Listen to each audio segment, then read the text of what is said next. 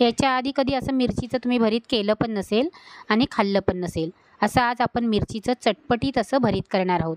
ह्या एका मिरचीबरोबर तुम्ही 2 चपात्या सहज खाऊ शकता। अशी मिरची भरली तर तुम्हाला कोणत्या दुसऱ्या भाजीची गरज नाही आहे। माझ्या आईच्या पद्धतीने इथे मी मिरचीचं भरीत करणार आहे। त्याच्यासाठी मी इथे या मिरच्या घेतलेल्या आहेत, त्यांना स्वच्छ धुवून घेतले, त्यांना मध्ये असे चिरा देऊन घ्यायचा। सर्व मिरच्या आपण अशा चिरून घ्यायच्या आहेत।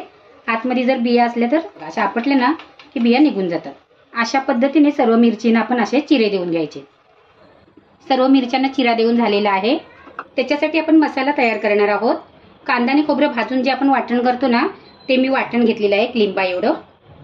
छोटा अर्धा चमचा हळद, छोटा 1 चमचा घरचा लाल मसाला, अर्धा चमचा जिरा पावडर आणि 1 चमचा धना पावडर। ते मी छोटा अर्धा चमचा चाट मसाला घेतलेला आहे। तुम्ही ना छोटा अर्धा चमचा आमचूर पावडर घेतलीत ना तरी चालेल। 1 चमचा भाजलेल्या शेंगदाण्याचं कूट, कोथिंबीर, चवीप्रमाणे मीठ आणि ह्याला मिक्स करून घ्यायचं। पाव चमचा गरम मसाला आहे माझा घालायचा राहिलेला, ह्याला पण मिक्स करून घ्यायचं। मिरची घ्यायची आणि मिरची आपण कापलेली आहे ना त्याच्यामध्ये असा अंगठा घालायचा आणि मसाला चांगला भरून घ्यायचा।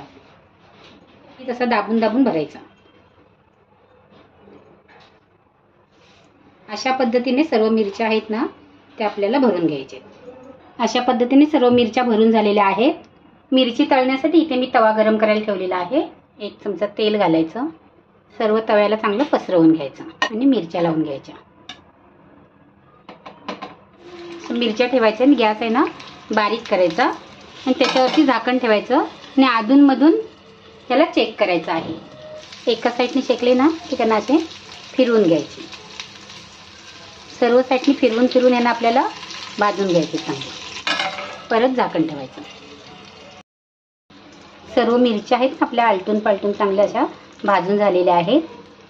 बघू शकता तुम्ही सर्व साईडने अशा भाजून घ्यायच्या, त्यांना आता काढून घ्यायचे।